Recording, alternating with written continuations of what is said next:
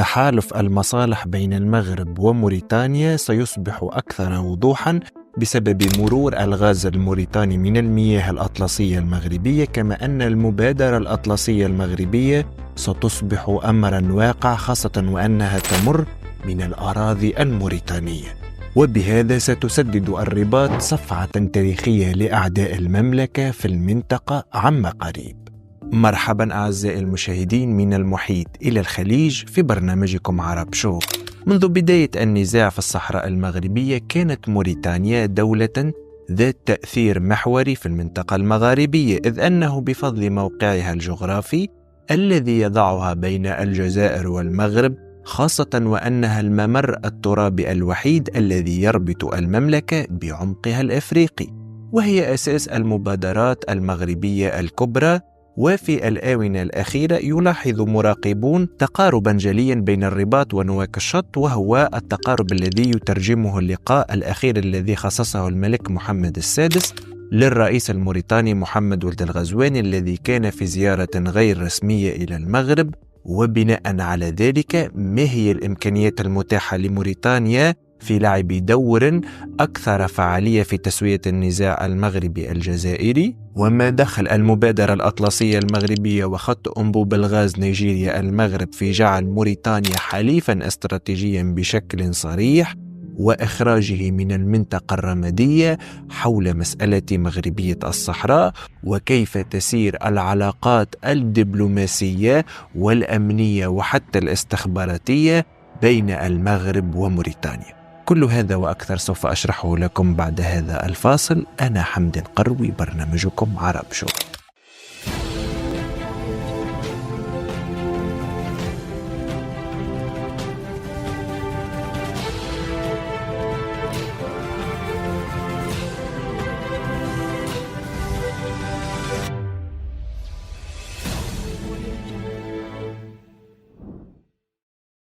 أود أن ألفت انتباهكم أعزائي المشاهدين إلى الاشتراك في القناة وتفعيل زر الجرس لتصلكم حلقاتنا أولا بأول. ونعود لموضوع حلقتنا، حيث تعتبر موريتانيا التي تشكل جزءا لا يتجزأ من المنطقة المغاربية والجغرافيا السياسية التي تشكلت بعد خروج الاستعمار الإسباني من منطقة الصحراء المغربية، والتي تعرف بشكل دقيق بالمشكلة الإقليمية التي تفرمل التعاون والاندماج بين الدول المغاربية. كما أن موريتانيا توجد في وضع حساس نتيجة للعلاقات الحدودية التي تربطها بالجزائر من الجهة الشرقية والصحراء المغربية من الجهة الشمالية، خاصة وأن كوكبة من الباحثين المغاربة يؤكدون وجود ضغوطات كبيرة تتعرض لها موريتانيا من الجزائر، والتي حسب رأيهم تسعى لعزل المغرب عن محيطه المغاربي. وعلى الرغم من تلك الضغوطات، فإن موريتانيا تتبنى حيادا إيجابيا في نزاع الصحراء المغربية وتعمل على الحفاظ عليه، كما أنها منخرطة في مبادرات قد تساهم في خلق دينامية سياسية واقتصادية جديدة في المنطقة، مثل مشاركتها في أنبوب الغاز الذي يربط نيجيريا ودول غرب أفريقيا عموما بأوروبا عبر المغرب، والذي يسمى بالمبادرة الأطلسية. كما أن التحديات الأمنية والجيوسياسية التي تواجه منطقة الساحل والصحراء، بالإضافة إلى المصالح المشتركة التي تربط بين المغرب مثل معبر الكركرات الذي يساهم بشكل كبير في حركة التجارة، تجعل موريتانيا قادرة على لعب دور مهم في الحد من تفاقم الأزمة السياسية بين المغرب والجزائر. كما يمكنها أيضا الاصطفاف مع الجزائر وتغذية الصراع إن أرادت، ولكن المغرب ربط موريتانيا بحزبة مشاريع عملاقة تحقق مصالحه وتجعله شريكا للمملكة المغربية، بينما الجزائر لم تقدم أي مبادرات أو مشاريع استراتيجية يمكن أن تنافس المملكة المغربية أو يمكن أن تعول عليها موريتانيا. وهذا يجعل المصالح الاستراتيجية لموريتانيا مع المغرب، خاصة أن الدولتين تطلان على المحيط الأطلسي، وسأشرح لكم فيما بعد أهمية وجود الدولتين على نفس المحيط في اتخاذ قراراتهم المصيرية مستقبلا. وعلاوة على ما سبق ذكره، يمكن القول أن علاقة موريتانيا بقضية الصحراء المغربية وطيدة جدا، إذ أنها معنية بشكل كبير بهذا النزاع، غير أن قدرتها على القيام بدور لحل هذا الملف صعب للغاية، خاصة وأن الحلول التي لا تأخذ بعين الاعتبار وضعية موريتانيا تبقى محفوفة بالمخاطر، لأن نواكشوط تشهد ضغوطا كبيرة من قبل الجزائر والبوليزاريو، مما يجعلها غير قادرة على التحرك أو المبادرة من الأساس. ورغم أن مشاركة موريتانيا في الموائد المستديرة كانت كثيرة، إلا أن دورها يظل محدودا، لأن هذا النزاع يؤثر بشكل مباشر على أمنها واستقرارها، ولا تريد أن تجازف بأمنها. ومثال ذلك الأخبار المتداولة حول المنقبين الموريتانيين عن المعادن الذين أكدوا وجود دورية تابعة لحرس الحدود الجزائري دخلت صباح الجمعة الماضي إلى الأرض الموريتانية في منطقة الشكات على بعد أقل من 8 كيلومترات من الحدود الجزائرية دون إشعار السلطات في نواكشوط، حيث دخلت في نقاشات مع عدد من المنقبين الذين كانوا يزاولون أنشطة التعدين في أحد المقالع داخل حدود بلادهم، وذلك كان بشكل قانوني. وأثار هذا الحادث تخوفا واستغرابا كبيرين في صفوف المنقبين الموريتانيين المتواجدين في المكان الذي توغلت فيه الدورية الجزائرية، بحكم أن أفرادها كانوا يحملون أسلحة، خاصة وأن حرس الحدود الجزائري ادعوا الاشتباه في وجود عناصر إرهابية في المكان الذي لا يبعد سوى كيلومترات قليلة عن نقاط تمركز الدرك الموريتاني.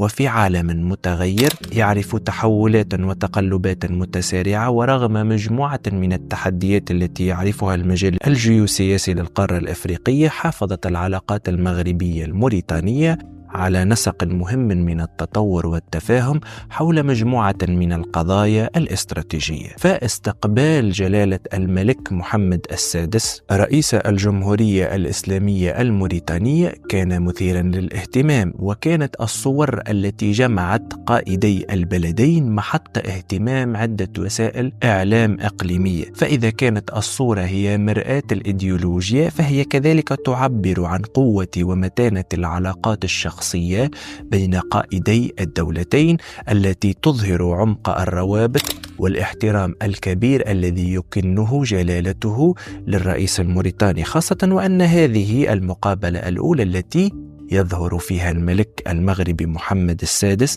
بعد إصابته على مستوى اليد اليسرى في لقاء مع شخصية وازنة. وبطبيعة الحال ندعو له بالشفاء، ولزوجة رئيس موريتانيا التي هي الأخرى تقبع في المستشفيات المغربية، وندعو كذلك بالشفاء العاجل لكل المرضى. وللأمانة المغرب دائما يوفر لنفسه عدة حلول للحصول على أفضل نتيجة، فمثال المغرب فتح معبر الكركرات البري للتجارة مع غرب إفريقيا، فقامت موريتانيا بوضع رسوم جمركية على الشاحنات المغربية التي تمر منها بعد أن لاحظت مرور آلاف الشاحنات المغربية يوميا. فقامت المملكة مؤخرا بفتح خط بحري بين ميناء دكار وأكادير لتلتف الشاحنات المغربية عن الأراضي الموريتانية، وهكذا تخسر موريتانيا المبالغ الجمركية المشطة التي كانت تفرضها على المغاربة، لأن ثمن مرور الحاوية المنقولة في الخط البحري عادة يكون بين 1500 إلى 2000 درهم، أما ثمن نقل حاوية عبر موريتانيا فيتكلف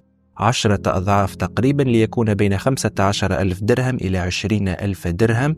وحسب اعتقادي فإن موريتانيا سوف تقوم بمراجعة الرسوم المبالغ فيها التي فرضتها على المغرب لتستعيد مداخيلها التي كانت تجنيها في السابق. وبهذه المنهجية الذكية في التعامل قرر المغرب ضم موريتانيا إلى قائمة الدول الحليفة له، والتي ستكون خارج تأثيرات النظام الجزائري، في المستقبل بعد أن يتم تشبيك المصالح بين البلدين بشكل أعمق وبشكل جذري. وعلى مر العقود رسخ المغرب وموريتانيا أسس تعاون تقوم على شراكة استراتيجية متعددة الأبعاد تمتد من الجوانب الثقافية والدينية إلى الملفات الاقتصادية والسياسية والأمنية، ما يجعلها تجربة مميزة تجمع بين الحاضر والتاريخ والمستقبل. وعلى المستوى الأمني تتقاطع مصالح المغرب وموريتانيا في مجالات حيوية تعكس التحديات المشتركة التي تواجههما. فالموقع الجغرافي للبلدين الذي يربط بين منطقة الساحل والصحراء وشمال إفريقيا جعلهما في قلب التحديات الأمنية التي تشمل الإرهاب والجريمة المنظمة والإتجار بالبشر والهجرة غير الشرعية. هذه التحديات تفرض تعاونا مستمرا بين البلدين لتعزيز الأمن الإقليمي، خاصة في ظل تنامي نفوذ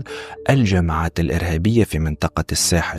والمغرب بخبرته في مجال مكافحة الإرهاب وموقعه كمرجع دولي في إدارة التهديدات الأمنية يقدم نموذجا للتعاون مع موريتانيا التي تواجه تحديات مشابهة في تأمين حدودها الشاسعة. فالتنسيق الاستخباراتي بين البلدين إلى جانب التدريب المشترك وتبادل الخبرات يعزز من قدرتهما على التصدي لهذه التهديدات بشكل فعال ومستدام. بل أصبح المغرب شرطي القارة السمراء بسبب ثقله الدبلوماسي والمخابراتي. ومثال ذلك ما تم إعلانه بين المغرب وفرنسا يوم الخميس الماضي من إطلاق سراح 4 فرنسيين كانوا محتجزين منذ عام في بوركينا فاسو بعد وساطة قامت بها المملكة، مما يحل خلافا دبلوماسيا بشأن احتجازهم. وكان 4 محتجزين في وغادوغو منذ ديسمبر كانون الأول 2023. وذكرت الرئاسة الفرنسية في بيان أن الرئيس إيمانويل ماكرون قدم الشكر للعاهل المغربي الملك محمد السادس على وساطته التي أتاحت تحرير المواطنين الفرنسيين 4 الذين ظلوا محتجزين في بوركينا فاسو لمدة عام. ورغم أن دولة بوركينا فاسو في جنوب الجزائر وهي أقرب إلى الجزائر جغرافيا مقارنة بالمغرب، إلا أن النفوذ المغربي أصبح جليا للعيان بشكل لا يمكن إنكاره. بل إن المغرب أصبح مركزا صحيا للرؤساء وملوك أفريقيا على وجه الخصوص، والمحطة السياحية الأهم في المنطقة. ومثال ذلك زوجة رئيس موريتانيا في المغرب، إلا دليل على الثقة العالية في الإطارات الطبية المغربية. فكما نعلم الرجل لا يملك أغلى من شريكة حياته بعد عائلته، وإرسال رئيس موريتانيا زوجته للمغرب دليل آخر على متانة العلاقات المغربية الموريتانية. وهذا يراه بعض المراقبين اختيار المغرب دون الجزائر مثال على درجة الثقة العالية للمغرب مقارنة بالجزائر. أما من الناحية الاقتصادية فتشكل المشاريع الطاقية الكبرى أحد أبرز محاور التعاون بين البلدين، إذ تمثل الفرص المرتبطة باستغلال موارد الغاز الطبيعي والنفط في موريتانيا عامل جذب استراتيجي للتعاون مع المغرب. ومشروع أنبوب الغاز الأطلسي بين نيجيريا والمغرب الذي يمر عبر عدة دول في غرب أفريقيا يعد مبادرة طموحة تعكس رؤية إقليمية للتكامل الطاقي.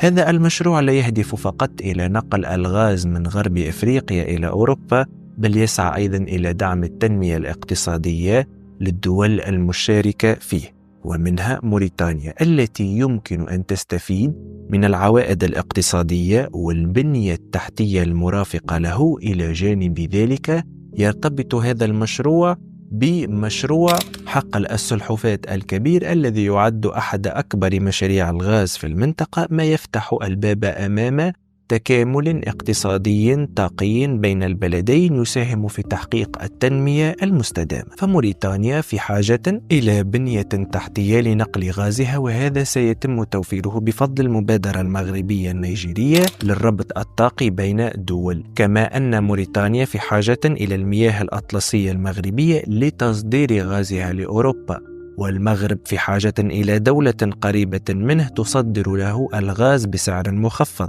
وتكون تكلفة نقله مقبولة، وهذا ما توفره موريتانيا. وهذا هو التكامل المنشود الذي نريده بين المغرب وموريتانيا.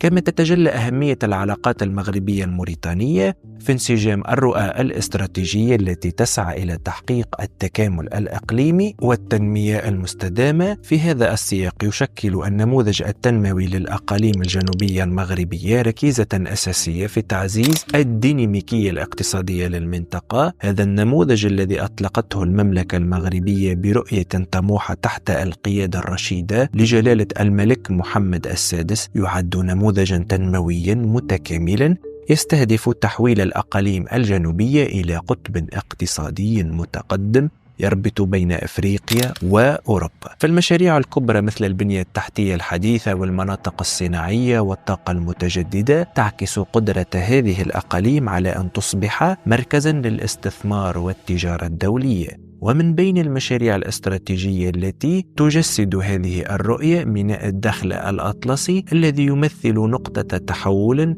في تعزيز الربط البحري بين أفريقيا وأوروبا وأمريكا الجنوبية. هذا الميناء الأطلسي بموقعه الاستراتيجي يعد منصة لوجستية للتصدير والاستيراد، ما يعزز من قدرة الأقاليم الجنوبية على جذب الاستثمارات الدولية وتنشيط التجارة الإقليمية والتشجيع على تسريع عملية إعمار مدينة الكويرة. وبالنسبة لموريتانيا يشكل هذا المشروع فرصة لزيادة الترابط الاقتصادي مع المغرب والاستفادة من هذا الميناء كبوابة إلى الأسواق العالمية. إضافة إلى ذلك تساهم التفاهمات بين الجانبين في خلق مناخ جيوسياسي يمكن البلدين من أن يكونا في قلب التوازنات الإقليمية. وفي المقابل التعاون المغربي الموريتاني لا يقتصر على التنمية الاقتصادية فقط، بل يمتد ليشمل تنسيقا استراتيجيا في قضايا الأمن والاستقرار. هذا التعاون يمكن أن يؤسس لمبادرات مشتركة تعزز من دور البلدين كركيزة أساسية لموازين القوى في المنطقة، سواء من خلال لعب دور محوري في تعزيز الأمن الإقليمي أو عبر إطلاق مشاريع كبرى تخدم التكامل الأفريقي، مثل المبادرة الملكية الرائدة التي أطلقها جلالة الملك محمد السادس والخاصة بفتح المجال الأطلسي أمام دول الساحل الأفريقي ودول جنوب الصحراء، والتي تحمل بعداً استراتيجياً آخر لهذه العلاقة. هذه المبادرة تهدف إلى تمكين الدول الأفريقية من الوصول إلى الأسواق العالمية عبر الأطلسي، ما يساهم في تعزيز تجارتها ودعم اقتصادها المحلي. كما أن التنسيق الدبلوماسي بين البلدين في المحافل الدولية يعكس رؤية مشتركة للقضايا الإقليمية والدولية، خاصة تلك المتعلقة بالسلم والأمن والتنمية وغيره من الملفات. ومن ثم تلعب موريتانيا باعتبارها دولة محورية في المنطقة المغاربية دورا استراتيجيا في دعم التوازنات الإقليمية، ما يجعل التقارب مع المغرب ضرورة استراتيجية لكلا البلدين، وذا أهمية كبرى بالنسبة لأمنها القومي. ومن الممكن الإقرار بأن هذه العلاقة في صياغة جديدة متطورة ستسمح بفتح آفاق واسعة للتعاون في مجالات مختلفة. فالمغرب بخبرته في إدارة المشاريع الطاقية والبنية التحتية يمكن أن يكون شريكا رئيسيا لموريتانيا في تحقيق أقصى استفادة من مواردها الطاقية، خاصة المكتشفة حديثا مثل حقل السلحفاة البحري والذي يوجد بين موريتانيا والسنغال. وفي المقابل تعد مبادرة فتح المجال الأطلسي أمام دول الساحل خطوة نوعية في تعزيز التكامل الإقليمي، إذ توفر فرصا غير مسبوقة للدول الإفريقية للوصول إلى الأسواق العالمية. هذه المبادرة تعكس رؤية المغرب كشريك استراتيجي للدول القارة الأفريقية وتساهم في تعزيز دوره كجسر بين أفريقيا وأوروبا. كما أن موريتانيا التي تمتلك إمكانيات كبيرة في مجال الصيد البحري وكذلك التجارة يمكن أن تستفيد من هذه المبادرة لتعزيز قدراتها التصديرية وتنويع اقتصادها. بالتالي التقارب الاستراتيجي بين المغرب وموريتانيا لا يقتصر فقط على الجانب الاقتصادي، بل يمتد إلى المجالات السياسية والاجتماعية والثقافية والروابط الثقافية والتاريخية بين البلدين، توفر أرضية صلبة لتعزيز التعاون في مجالات التعليم والبحث العلمي وكذلك التبادل الثقافي. هذا التكامل يعكس أهمية الاستثمار في بناء قدرات بشرية قادرة على دعم التنمية المستدامة في كلا البلدين. وعلى مستوى العلاقات العسكرية وسياسة الدفاع، فقد بدأت منذ سنة 1971 وتوجت سنة 2006 بتوقيع مذكرة تفاهم لخلق اللجنة العسكرية المختلطة في مسألة الدفاع. في هذا الإطار شكل الاجتماع الخامس لهذه اللجنة الذي انعقد نهاية نوفمبر الماضي فرصة لتدارس ومناقشة عدة محاور وقضايا تهم القيادة العسكرية للبلدين. وعلى المستوى الاستراتيجي يتوقع أن يشهد هذا التعاون تطورا في مجالات حيوية مثل الأمن السيبراني واستخدام التكنولوجيا المتقدمة في المراقبة وكذلك الاستطلاع، وهو ما سيمكن البلدين من تعزيز قدرتهما الدفاعية ومواجهة التحديات المستقبلية. كما أن تنسيق جهود لمكافحة التهديدات غير التقليدية مثل الإرهاب العابر للحدود والتغيرات المناخية التي تؤثر على الأمن الغذائي والمائي في المنطقة سيعزز مناعة المنطقة أمام كل الأزمات. ومن المتوقع أن يتم استثمار التعاون العسكري كمحرك لبناء شبكة أوسع من الشراكات الإقليمية تشمل دول الساحل وحتى غرب أفريقيا بهدف إنشاء منظومة أمنية متكاملة. كما أن التركيز على التدريب المشترك وتبادل الخبرات سيضمن جاهزية القوات المسلحة للبلدين لمواجهة السيناريوهات المستقبلية. وبالتالي تشكل العلاقات الاستراتيجية بين المغرب وموريتانيا حجر الزاوية في بناء منظومة أمنية إقليمية فعالة قادرة على مواجهة التحديات المعقدة التي تواجه منطقة الساحل والصحراء. وتبرز هذه العلاقة قدرتها على صياغة حلول إقليمية مبتكرة تعزز الأمن والاستقرار وتعيد تشكيل خريطة الجغرافيا السياسية والاقتصادية، ما يجعلها نموذجا ملهما لقارة أكثر تكاملا وازدهارا. وكل هذا يصب في جعل الدولة الموريتانية تنصهر تقريبا في الدولة المغربية بسبب مصالحها الجيوستراتيجية الأطلسية، وهذا سيجعلها أكثر بعدا على الجزائر التي تربطها معها فقط بعض الطرق الصحراوية البدائية. وكذلك لا يوجد مدن للتجارة التي تكون مدن محورية أو حتى مشاريع جيوستراتيجية. وبالتالي لغة المال والاقتصاد والأرقام سيكون لها تداعيات ملموسة على الجانب السياسي لدى الدولة الموريتانية، خاصة في مسألة مغربية الصحراء. أرجو أن أكون قد وفقت في نقل المعلومة. إذا أعجبتكم هذه الحلقة فاشتركوا الآن وشاركوها مع أصدقائكم، فهذا يهمنا. وتأتيكم حلقاتنا كالعادة كل يوم خميس وأحد على الساعة 5 بعد الزوال بتوقيت الرباط. كان معكم حمد القروي، برنامجكم عرب شو.